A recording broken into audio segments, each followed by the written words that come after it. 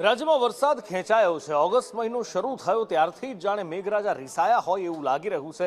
આગાહીઓ કરવામાં આવી રહી હતી કે મધ્ય ભાગ જ્યારે ઓગસ્ટનો આવશે ત્યારે વરસાદનું જોર વધશે અને ફરી એકવાર એ જ આગાહી હવામાન વિભાગ દ્વારા અને હવામાન નિષ્ણાત અંબાલાલ કાકા દ્વારા પણ કરવામાં આવી છે કે આવતીકાલથી ફરી એકવાર એ જ મેઘાવી માહોલ જોવા મળશે જે ચોમાસાની શરૂઆતમાં જોયો હતો।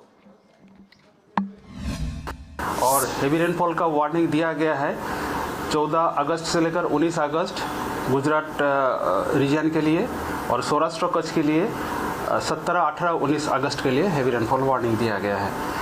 इसमें इक्का दुक्का स्थान में जो हेवी रेनफॉल वार्निंग दिया गया है 14 अगस्त के लिए गुजरात रीजन में अरावली, पंचमहल, दाहोद, महासागर, भाडोदरा होते हुए दक्षिण में जितना भी ज़िला है सारी ज़िला में हेवी रेनफॉल का वार्निंग दिया गया है।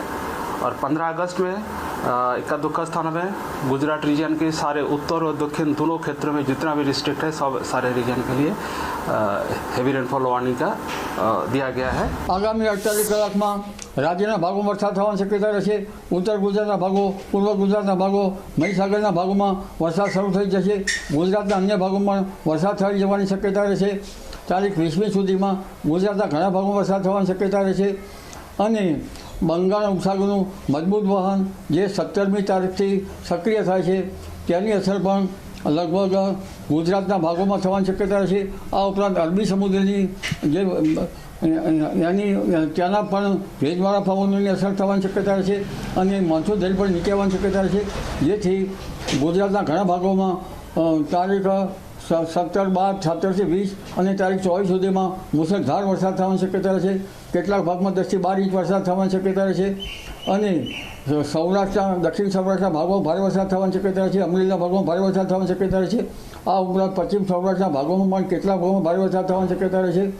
પોરબંદર, દ્વારકામાં પણ વરસાદ થવાની શક્યતા રહેશે। જામનગરના ભાગોમાં પણ વરસાદ થવાની શક્યતા રહેશે। આ ઉપરાંત ઉત્તર સૌરાષ્ટ્રના ભાગોમાં વરસાદ થવાની શક્યતા રહેશે। સુરેન્દ્રનગરના કેટલાક ભાગમાં ભારે વરસાદ થવાની શક્યતા રહેશે।